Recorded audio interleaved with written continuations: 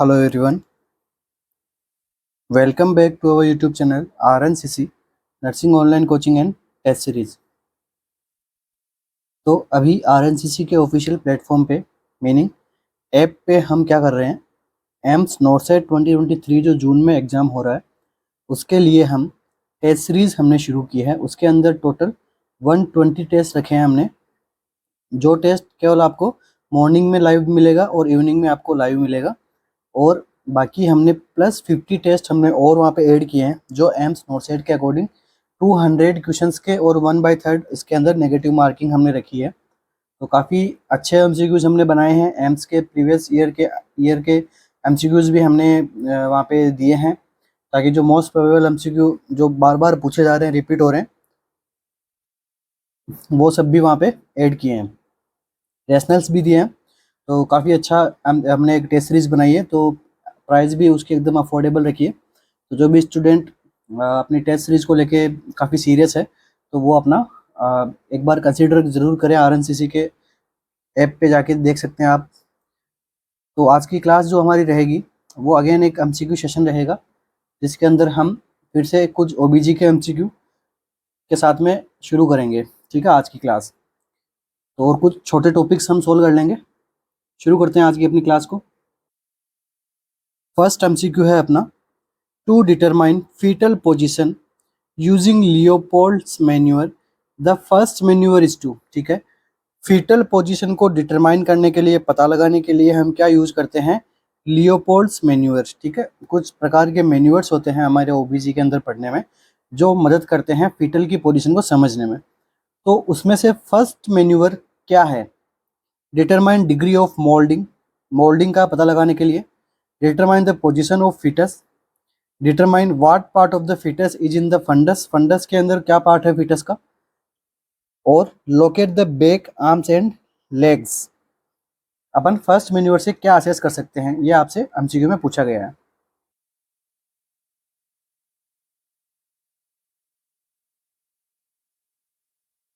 तो देखिए, Leopold manure क्या होते हैं, सबसे पहले इसको डिस्कस करते हैं। It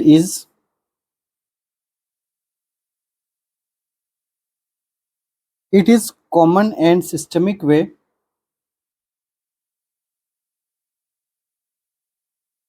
to determine the position and presentation of foetus. ये एक कॉमन वे है जिसके अंदर हम पता लगा सकते हैं कि यूट्रस के अंदर पोजीशन क्या है फीटस की, और पोजीशन के साथ साथ में हम पता लगा सकते हैं कि प्रेजेंटिंग पार्ट कौन सा होने वाला है। ये इतना हम पता लगा सकते हैं लियोपोल्ड्स मैन्यूअर से। ठीक है, तो ये टोटल कितने होते हैं,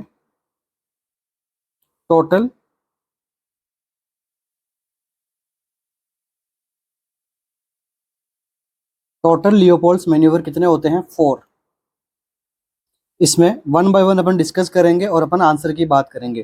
तो फर्स्ट मैन्यूअर होता है,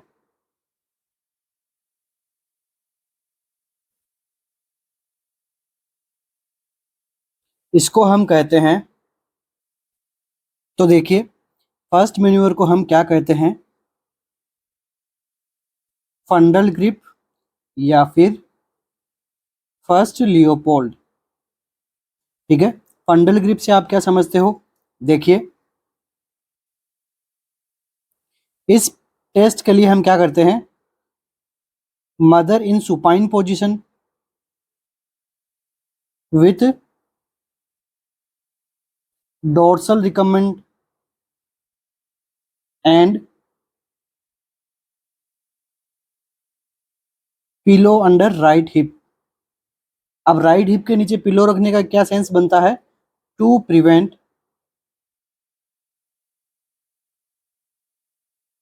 supine hypotension syndrome.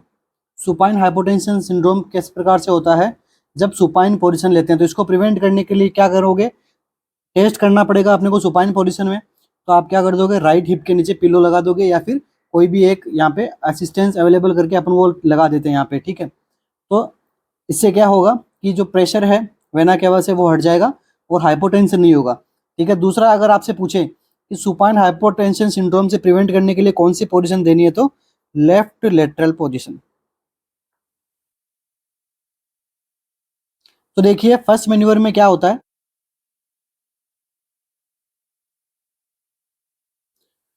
Examiner stand toward mother's feet. ठीक है। मदर जैसे सपोज ये क्या है, एक कोई फीमेल है, तो एग्जामिनर कौन से साइड में खड़ा होगा, लेग्स की साइड में खड़ा होगा और उसका फेस किस साइड में होगा, मदर के हेड की साइड में फेस होगा। तो अब क्या करेगा, वो अपने दोनों हाथों से क्या करेगा, यही जो फंडल रीजन जो होता है वहां पे क्या करेगा, दोनों हाथों से वो असेसमेंट करेगा।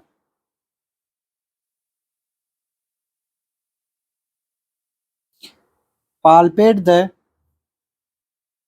Mother's fundus by both hand.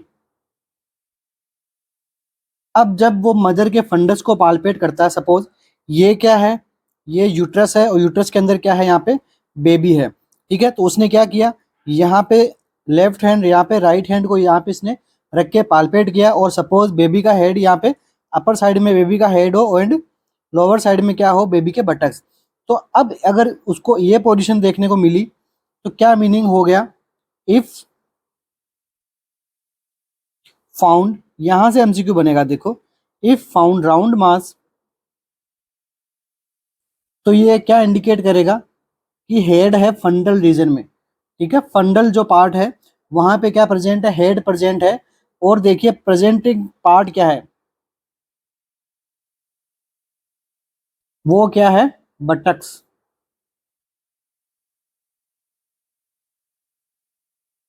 तो देखिए इसको हम क्या बोलते हैं, प्रेजेंटेशन का अगर आपसे पूछे तो कौन सा प्रेजेंटेशन होता है, ये वर्टेक्स प्रेजेंटेशन। अगर हेड नीचे होता तो कौन सा प्रेजेंटेशन होता, सिफेलिक प्रेजेंटेशन। सपोज, और अगर उसको फंडल पार्ट में soft and irregular mass feel होता, तो इसका मतलब फंडल पार्ट में क्या है, लेग्स, बटक्स। तो देखिए यहाँ पे प्रेजेंटेशन क्या होता, सिफेलिक।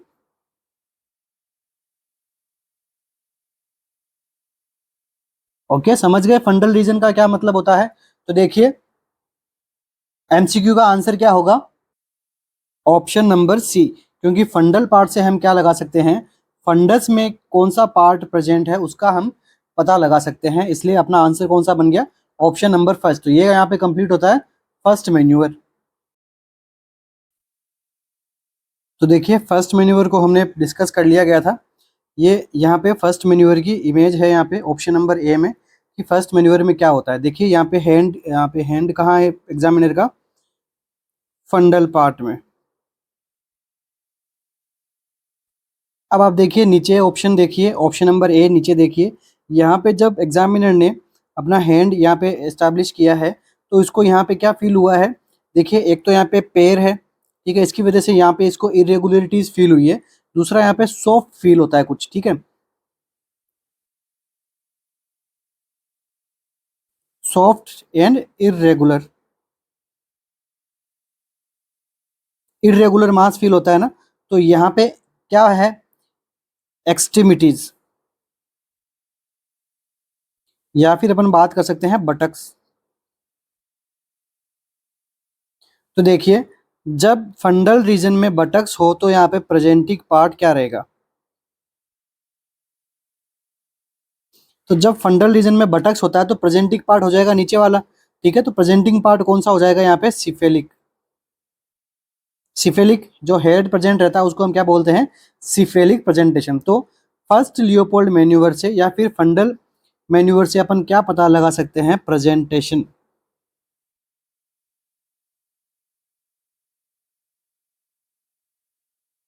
ठीक है। अगर आपसे क्वेश्चन पूछे कि प्रेजेंटेशन को पता लगाना है और कौन सा ऑप्शन अपना करेक्ट रहेगा, तो ऑप्शन नंबर फर्स्ट अपना करेक्ट रहेगा, कौन सा, फंडल मैन्यूअर या फिर फर्स्ट लियोपोल्ड।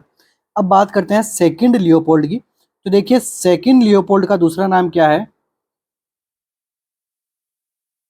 अम्बिलिकल या फिर लेटरल ग्रिप। तो यहाँ पे अम्बिलिकस है, अम्बिलिकस के दोनों साइड में जो है वो एग्जामिनर क्या कर रहा है, अपने हैंड से असेसमेंट कर रहा है।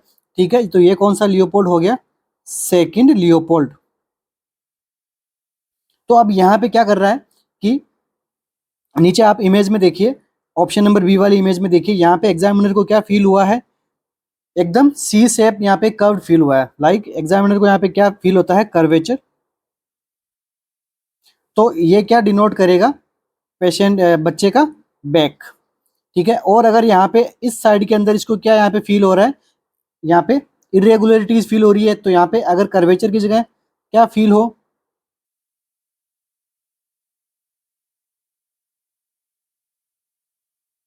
इरेगुलरिटीज फील हो रही है, तो इस साइड में क्या है, एक्सट्रीमिटीज।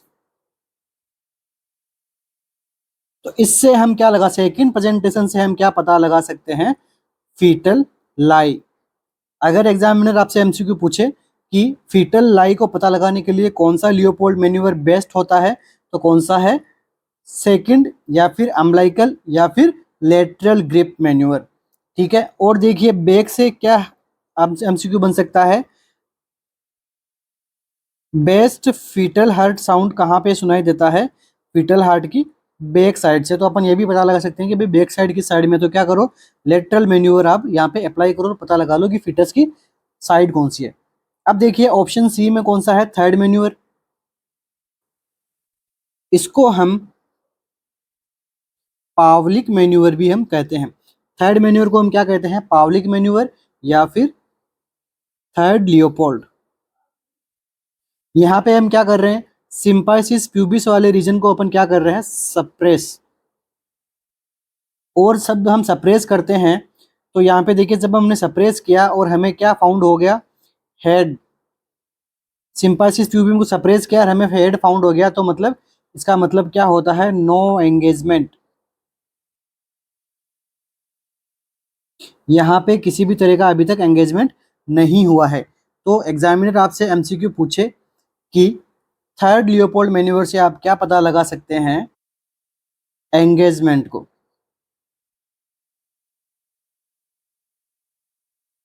ठीक है, एंगेजमेंट को अपन थर्ड से और फोर्थ से भी हम पता लगा सकते हैं। ठीक है, दोनों से अपन क्या पता लगा सकते हैं, एंगेजमेंट को। और अगर यहाँ पे हेड का पालपेट हो जाता है, ठीक है, यहाँ पे हेड पालपेट हुआ है, ठीक है, फाइंड हेड और नॉट फाइंड हेड। अगर यहाँ पे फेड का पाल्पेशन नहीं हुआ है, तो मतलब क्या हो गया,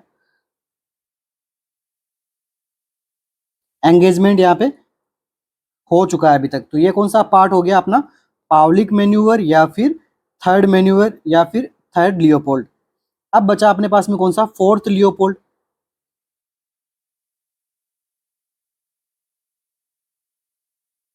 इसको हम जो है क्या कहते हैं, पेल्विक ग्रिप। ठीक है, फोर्थ लियोपोल्ड को हम क्या कहते हैं, pelvic grip. Pelvic grip first, और इसको हम पेल्विक ग्रिप सेकंड भी कहते हैं, थर्ड मैन्यूवर को। ध्यान में रखना, एमसीक्यू बन सकता है यहाँ से।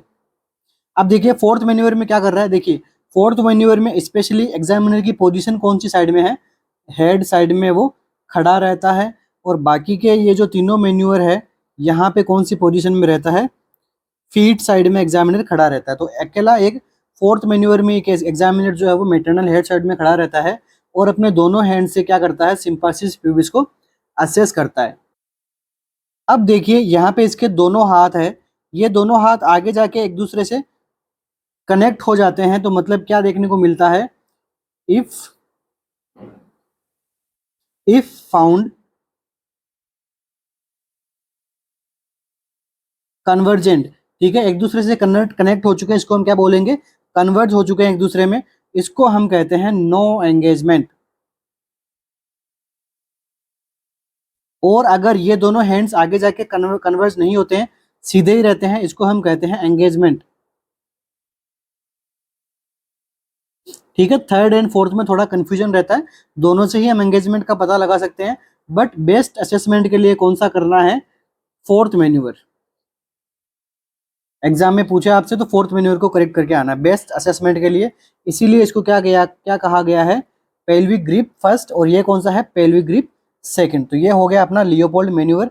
काफी इंपॉर्टेंट टॉपिक है, खूब सारे एमसीक्यू बनते हैं इस टॉपिक में से। अभी मूव करते हैं हमारे नेक्स्ट टॉपिक पे।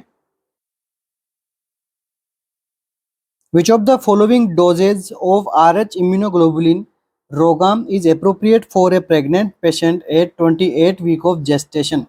एक 28 वीक ऑफ जेस्टेशन पे क्या लगा रहे हैं हम, रोगाम इंजेक्शन लगा रहे हैं, जिसको हम क्या कहते हैं, एनटीडी। ठीक है, एनटीडी से अपन रोगाम इंजेक्शन लगाते हैं। इसके अंदर क्या होता है, आरएच इम्यूनोग्लोबुलिन। ठीक है, आरएच इम्यूनोग्लोबुलिन होता है। इसकी डोज क्या रहेगी 28 वीक पे, यह आपसे पूछा गया है।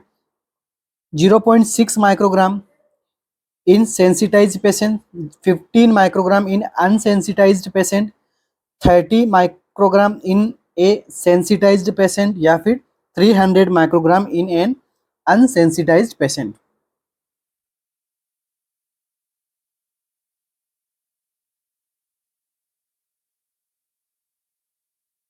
तो देखिए इस एमसीक्यू का करेक्ट आंसर क्या रहेगा, option number D, 300 microgram in an unsensitized patient. Unsensitized patient का मतलब क्या हो गया, पेशेंट से मतलब क्या है यहाँ पे, वुमन, अनसेंसिटाइज्ड वुमन। अगर यहाँ पे अनसेंसिटाइज्ड वुमन होता तो भी ये भी करेक्ट, यही इसका करेक्ट आंसर रहता। अब अनसेंसिटाइज्ड वुमन का क्या मतलब हो गया, ऐसी वुमन जिसका आरएच क्या हो, नेगेटिव। ठीक है, आरएच नेगेटिव वुमन को ये रोगाम इंजेक्शन जो है वो लगाना होता है 28 वीक पे। नेक्स्ट इसकी डोज कब लगानी होती है, आफ्टर डिलीवर 72 हार्स पे नेक्स्ट डोज लगानी होती है, जब तब बेबी को क्या हो, आरएच पॉजिटिव। ठीक है, आरएच पॉजिटिव बेबी हो। इसके लिए अपन क्या करते हैं, एंटीजन एंटीबॉडी रिएक्शन ना हो, इसके लिए हम रोगाम इंजेक्शन लगाते हैं। ठीक है, फर्स्ट अपन लगाते हैं 28 वीक पे, और बाद में लगाएंगे हम 72 आवर्स पे। 28 वीक पे लगाने के लिए अपन क्या पता करेंगे, इसके लिए अपन टेस्ट करेंगे कौन सा,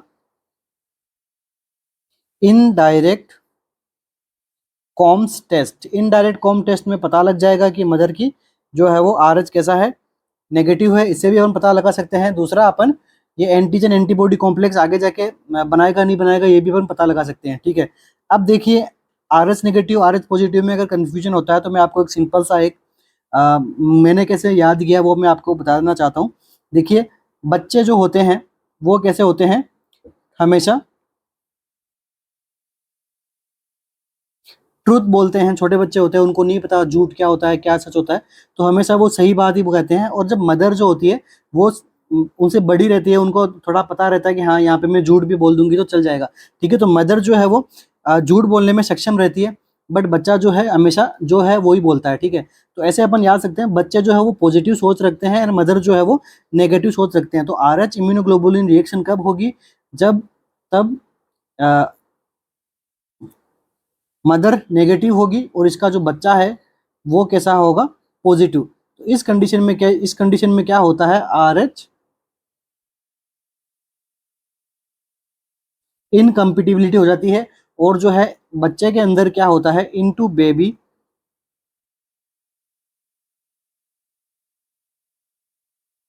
सीवियरली। आरबीसी का यहाँ पे क्या देखने को मिलता है, डेस्ट्रक्शन देखने को मिलता है, और यहाँ पे क्या होता है, एनीमिया। अब देखिए एमसीक्यू क्या बनेगा एनीमिया से, कि किस प्रकार का एनीमिया होता है, तो हीमोलाइटिक एनीमिया यहाँ पे देखने को मिलता है इस रिएक्शन के अंदर। तो खूब सारे एमसीक्यू बनते हैं। अब देखिए ये तो हो गई यहाँ पे 28 वीक पे इसकी डोज। ठीक है, इसके बाद में 72 हार्स आफ्टर ये कितना लगाना होता है,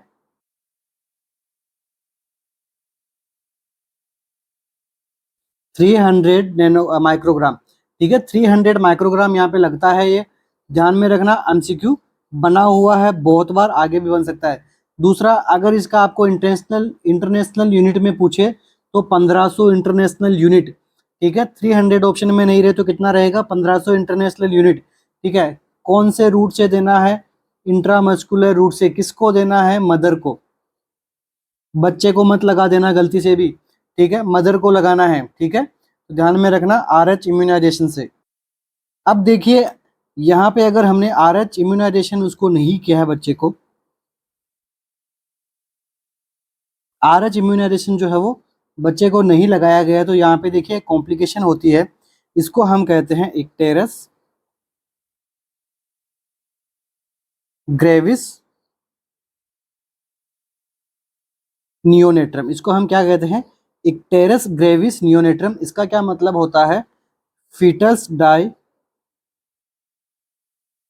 within 30 minute due to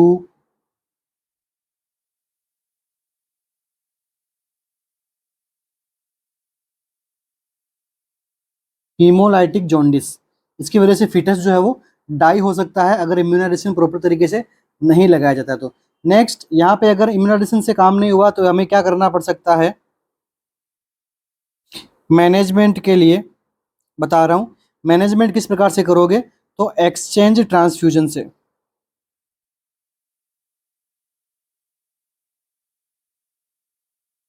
exchange transfusion से अपन क्या कर सकते हैं? मैनेजमेंट कर सकते हैं।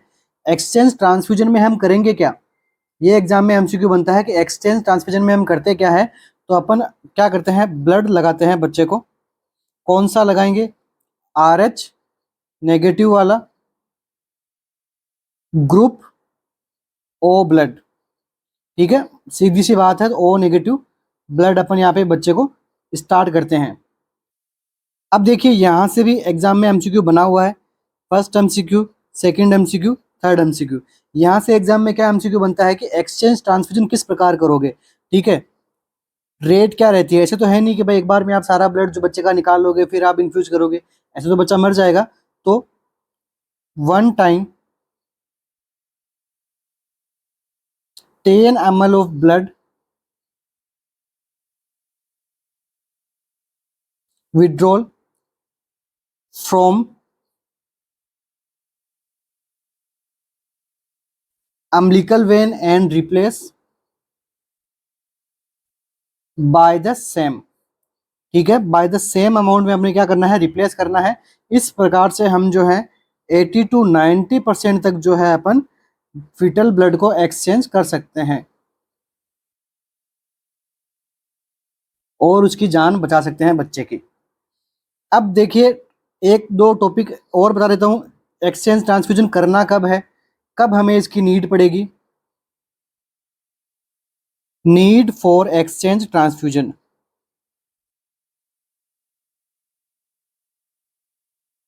कब नीड पड़ेगी?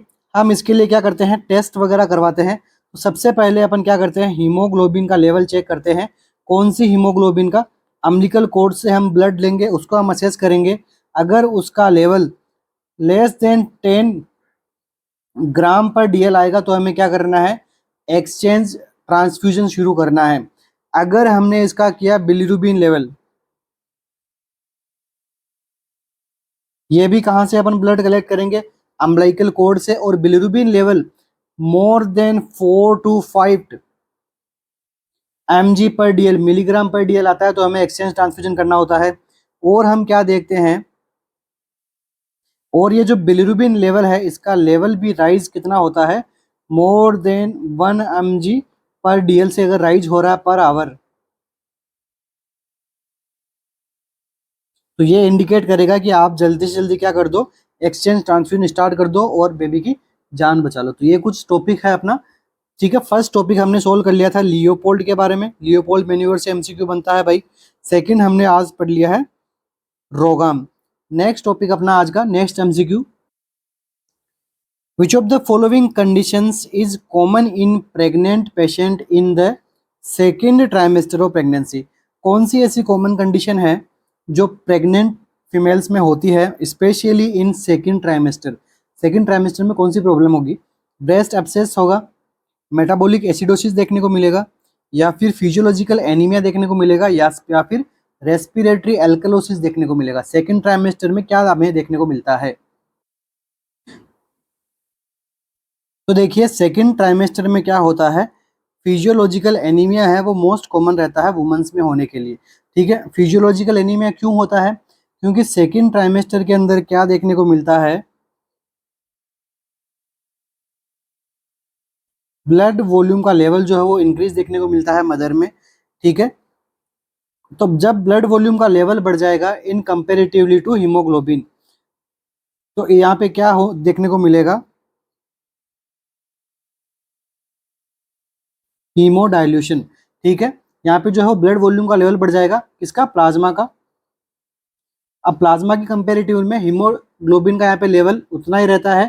ठीक है, या फिर यहाँ पे क्या देखने को मिलता है, स्लाइटली लेवल इसका डिक्रीज देखने को मिलेगा, जिसकी वजह से क्या होगा, ब्लड में फ्लूइड ज्यादा हो जाएगा, हीमोग्लोबिन कम हो जाएगा, तो हमें क्या देखने को मिलेगा, डाइल्यूशनल एनीमिया।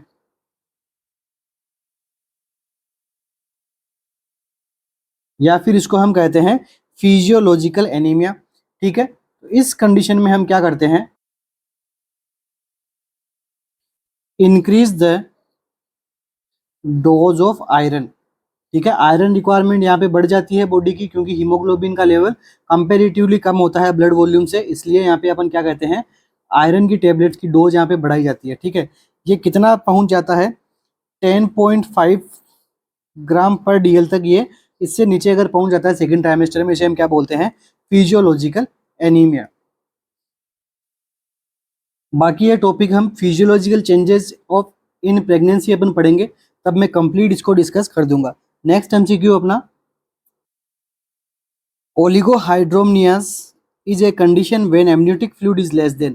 ठीक है, सारे क्वेश्चन एम्स में पूछे गए हैं, तो देखिए छोटे छोटे टॉपिक्स हैं, इनको अपन जल्दी कवर अप कर लेते हैं, ताकि एम्स के टाइम पे आपके पास में बहुत सारा मैटर हो जाए, टॉपिक आप पढ़ चुके हो, रिवीजन चल रहा है अपना। ठीक है, पूरी थ्योरी की क्लास में नहीं लगाता हूँ, केवल एमसीक्यू जो बनता है वही अपन यहाँ पे सोल्व करते हैं। तो ओलिगोहाइड्रोमनियास हम किसे कहेंगे, ठीक है, 75 ml 8 टाइम पे 75 ml का होना, या फिर 100 ml का होना, या फिर 150 ml का होना, या फिर 200 ml होना 8 टाइम पे, इसे हम क्या कहते हैं, ओलिगोहाइड्रोमनियास। क्या अपना करेक्ट आंसर रहेगा,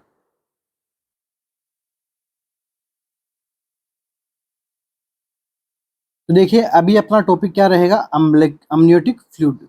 काफी इंपॉर्टेंट टॉपिक है, एग्जाम में बहुत बार इससे एमसीक्यू बनता है।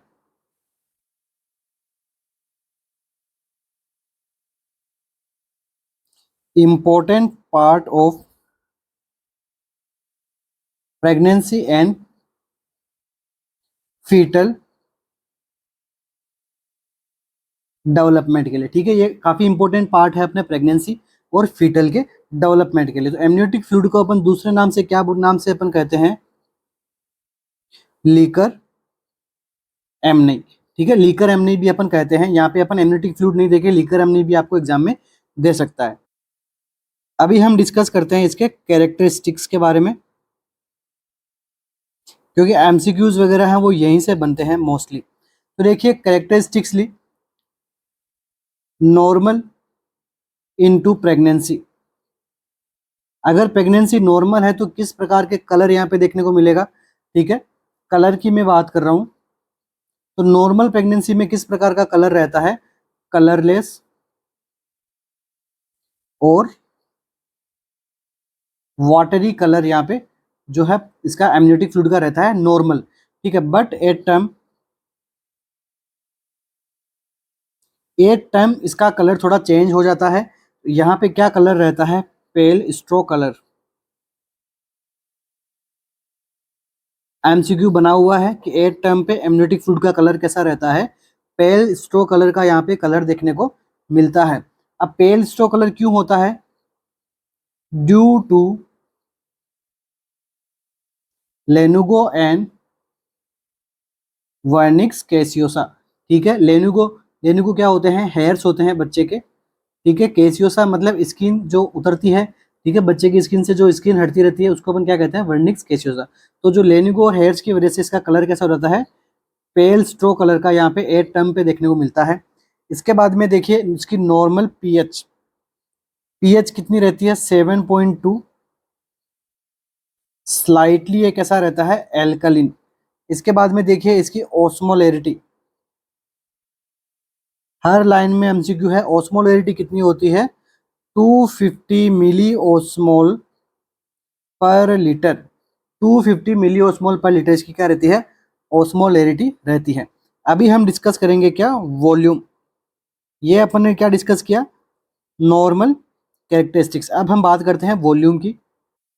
तो देखिए वॉल्यूम में सबसे पहले 8 12 वीक, तो 12 वीक पे कितना वॉल्यूम रहता है, तो 50 ml। एमसीक्यू पूछा हुआ है कि at the time of 12 week amniotic fluid का अमाउंट क्या रहता है, वॉल्यूम क्या रहती है। नेक्स्ट 20 वीक पे कितना रहेगा, 500 ml। नेक्स्ट 36 वीक पे कितना रहता है, 1000 ml। ये भी एमसीक्यू पूछा हुआ है कि 1000 ml कब रहता है, 36 वीक पे। ठीक है, अब इसके बाद में अपन पूछते हैं 40 या फिर टर्म, 8 टर्म पे ये कितना रहता है, 600 to 800। ये भी एमसीक्यू बना हुआ है, 600 to 800 ml। इसके बाद में पोस्ट टर्म में कितना देखने को मिलता है, लेस देन 200 ml। इसे हम क्या कहते हैं, ओलिगो हाइड्रोमनियोस। ठीक है, अब देखिए अपन आज बात करते हैं एमसीक्यू पे कि ओलिगो हाइड्रोमनियास किसको कहते हैं। तो लेस देन 2 ml या फिर 200 ml यहाँ पे 8 टर्म पे अगर हमें देखने को मिलता है, ये क्या होता है, ओलिगो हाइड्रोमनियोस। ठीक है, बट यहाँ पे तो क्या है, पोस्ट टर्म पे यहाँ पे नॉर्मल इतना ही रहता है। तो पोस्ट टर्म पे ये नॉर्मल कंडीशन में ये ओलिगो हाइड्रोमनियस है। अगर 8 टर्म पे ये 200 ml अपने को मिला तो ये क्या है, एक ओलिगो हाइड्रोमनियस है। बट नेचुरली ये पोस्ट टाइम पे कितना हो जाता है, 200 ml तक ये चला जाता है नेचुरली। बट यहाँ पे एमसीक्यू के लिए आपको क्या पूछा गया है, 8 टाइम पे आपको अगर 200 मिल गया ना, तो अपना आंसर क्या हो जाएगा, option number D is the correct answer. Next आगे बात करते हैं अपन एमनियोटिक फ्लूइड से रिलेटेड।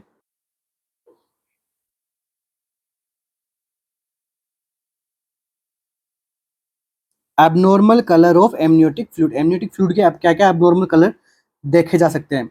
सबसे पहले अपन बात कर लेते हैं ग्रीन कलर। तो देखिए ग्रीन कलर कब देखने को मिलता है,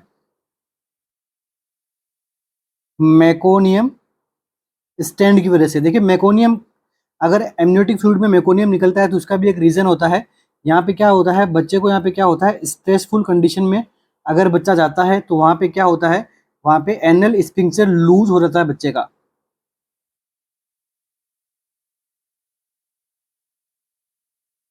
ठीक है, एनल स्फिंक्टर लूज हो जाते हैं, उसकी वजह से क्या होता है, मेकोनियम जो है वो किसमें देखने को मिलता है, एमनियोटिक फ्लूइड में।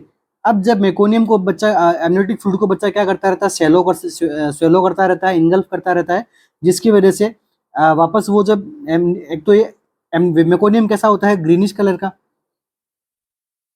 तो फ्लूइड का कलर भी कैसा कर दिया इसने, ग्रीन कलर का कर दिया। अब जब आपको मेकोनियम स्टैंड कलर आपको देखने को मिले तो ये एक प्रकार की इमरजेंसी होती है, क्योंकि यहाँ पे बच्चा कौन सी कंडीशन में रहता है, स्ट्रेसफुल कंडीशन में। तो आपको ध्यान में रखना है, जब आप ड्यूटी करो तब इसके बारे में आपको ध्यान में रहना चाहिए। बट एग्जाम में आपसे यही पूछेगा, ग्रीन कलर का एमनियोटिक फ्लूइड अपने देखने को मिल रहा है तो क्यों, क्या वजह हो सकती है इसकी। हो सकता है बच्चा है मेकोनियम, यहाँ पे उसने ड्यू टू मेकोनियम ये ग्रीन कलर का होता है। नेक्स्ट गोल्डन कलर कहाँ देखने को मिलता है, RH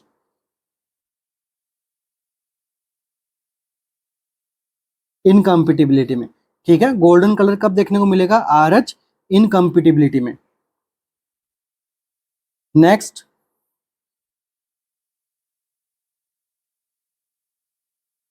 ग्रीनिश येलो कलर। ठीक है, इसको हम क्या बोल सकते हैं, सेफ्रॉन कलर। इसको क्या इंडिकेट करता है, पोस्ट मेच्योरिटी। ठीक है, पोस्ट मेच्योरिटी इंडिकेट करता है, या फिर पोस्ट टर्म बेबीज। नेक्स्ट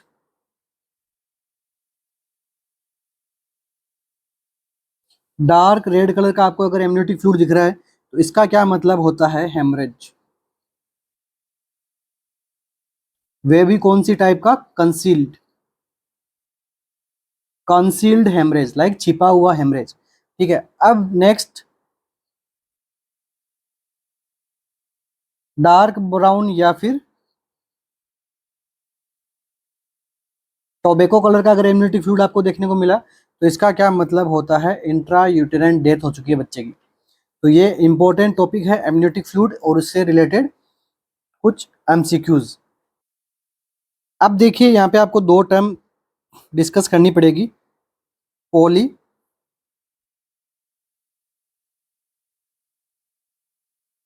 पॉलीहाइड्रोमनियाज की कंडीशन कब होती है?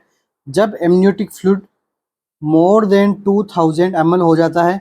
इसका क्या क्या रीजन हो सकता है? यहाँ से एमसीक्यू बनता है कि पॉलीहाइड्रोमनियाज होता है तो इसका क्या, किसकी वजह से ये देखने को मिलता है? गैस्ट्रेशनल डायबिटिक मदर से। Next, oesophageal अट्रेसिया। ठीक है, अट्रेशिया का क्या मतलब होता है कि कोई भी आगे जाके वो डेवलप नहीं हो रखा, इसोफेजियल ट्यूब प्रॉपर तरीके से डेवलप नहीं हुई है, तो बच्चा क्या करेगा? एमनियोटिक फ्लूइड को क्या करता है? स्वेलो करता है, तो स्वेलो प्रॉपर तरीके से नहीं कर पाएगा तो एमनियोटिक फ्लूइड है वो ज़्यादा रहेगा, क्योंकि बच्चा स्वेलो ही नहीं कर पा रहा है, तो ऑटोमेटिकली ज़्यादा रहेगा। नेक्स्ट,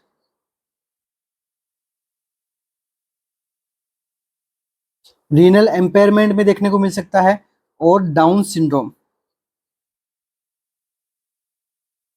तो अब देखिए, ये तो हो गया क्या, कॉजेज। अब है कॉम्प्लिकेशन। अब कोई चीज़ की अति हो रही है, इसका मतलब कुछ वो नुकसान भी पहुंचाएगी। तो मोस्ट कॉमन कॉम्प्लिकेशन क्या हो सकती है? Cord prolapse. इसके बाद में फीटल माल पोजिशन, पोजीशन भी बच्चे की है वो अफेक्ट होती रहेगी। ठीक है, और प्लेसेंटा भी गलत जगह पे सिचुएट हो जाएगी, तो मतलब क्या हो सकता है? एब्रेप्शियो प्लेसेंटा। तो ये तो हो गया क्या, पॉलीहाइड्रोमनियोस। अभी हम डिस्कस करते हैं ओलिगोहाइड्रोमनियोस। ओलिगोहाइड्रोमनियोस हम किसको बोलेंगे?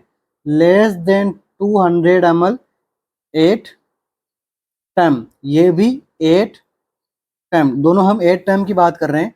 ठीक है, तो अब देखिए यहाँ पे क्या देखने को मिले, किसकी वजह से होता है ये? सबसे पहले तो lack of foetal urine.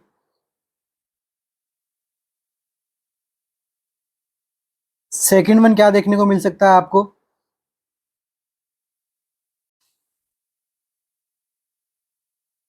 Twin to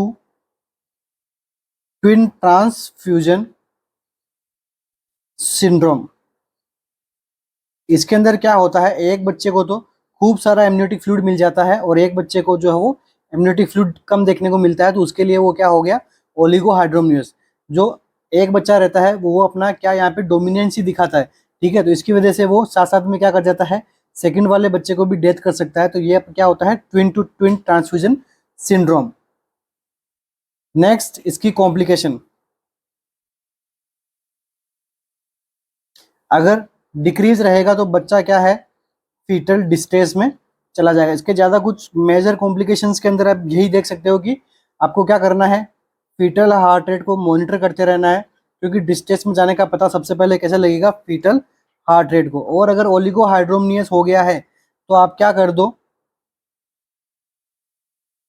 एमनियो infusion, amniotic fluid के जैसा ही एक इन्फ्यूजन बनाओ और इसको इन्फ्यूज कर दो।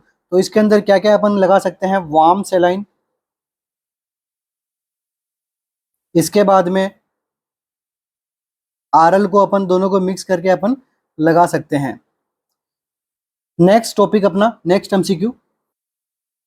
The danger of conversion in a woman with pre eclampsia and. जब कभी प्री एक्लेम्सिया की कंडीशन होती है तो मदर में क्या आते हैं? अगर प्री एक्लेम्सिया के अंदर क्या होता है, देखिए सबसे पहले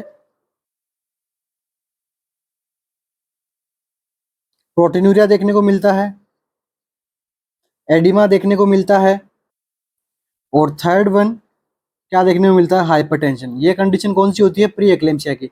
अगर प्री एक्लेम्सिया के साथ में क्या आपको देखने को मिले? कन्वर्जन। तो ये कंडीशन कौन सी हो जाती है? एक्लेम्सिया। ठीक है, तो अब आपसे पूछा गया है कि the danger of conversion, eclampsia होने का खतरा या फिर कन्वर्जेंस आने का खतरा कब खत्म हो जाता है? Soon after delivery, after delivery के बाद में जस्ट ये प्रॉब्लम खत्म हो जाती है, या फिर 12 hour after delivery, 24 hour after delivery, या फिर 48 आवर्स आफ्टर डिलीवरी? कब जो है कन्वर्जेंस की रिस्क कब खत्म देखने को मिलती है, कब एंड देखने को मिलती है? तो देखिए इसका अपना करेक्ट आंसर क्या रहेगा? Option number D. तो after 48 after of delivery the danger of conversion in a woman with pre eclampsia ends. ठीक है, 48 आवर्स के बाद में जो है वो कन्वर्जेंस की रिस्क है वो क्या हो जाती है? कम हो जाती है, या फिर खत्म हो जाती है, एंड हो जाती है। ठीक है, तो शुरू कब होती है? आफ्टर 20 वीक जो है वो यहाँ पे प्रेगनेंसी इंड्यूस हाइपरटेंशन, यहाँ पे जो प्रॉब्लम्स होती है उसको उस कैटेगरी के अंदर हम दो चीज़ पढ़ते हैं, प्री एक्लेम्सिया और एक्लेम्सिया, ठीक है। ये तीनों चीज़ें किस में आती है, एक्लेम्सिया में। अब अगर इसके साथ में कन्वर्जेंस को हम ऐड कर देते हैं तो इन दोनों को अपन कंबाइंड में क्या कहते हैं, एक्लेम्सिया। टॉपिक मेरा पुरानी क्लासेस के अंदर पढ़ाया हुआ है, नॉर्सेट की क्लास के अंदर पढ़ा है, ठीक है, रिसेंट में अभी मैंने पढ़ाया, तो यहाँ पे अभी मैं पूरा इसको डिस्कस नहीं करने वाला हूँ। प्लीज़ आप वो क्लास देखिए, क्योंकि जो स्टूडेंट मेरे रेगुलर हैं उनके साथ में थोड़ा मिस यहाँ पे उनके साथ थोड़ा सही नहीं रहता है, ठीक है। आप वो क्लास देखिए, अगर वो नहीं मिलती है तो कमेंट बॉक्स में कमेंट कीजिए, मैं आपको नेक्स्ट एक एमसीक्यू और लाऊंगा प्री एक्लेम्सिया एक्लेम्सिया के रिलेटेड, वहाँ पे मैं आपको अगेन इसको मैं समझा दूंगा। अगर आपसे वो नहीं होता तो मैं हूँ यहाँ पे बताने के लिए, बट अगर आप वो कर पाओगे तो मैं यहाँ पे नेक्स्ट टॉपिक कोई इजीली छोटा टॉपिक डिस्कस कर लूँगा, जिससे कि टाइम की बचत कम होगी। नर्सिंग में खूब सारा बहुत बड़ा सिलेबस है, वास्ट सिलेबस है, तो यहाँ पे अपने को क्या करना है, कंप्लीट करना है, कोशिश करना है कि अपन max to max important topics को हम यहाँ पे सोल्व कर ले।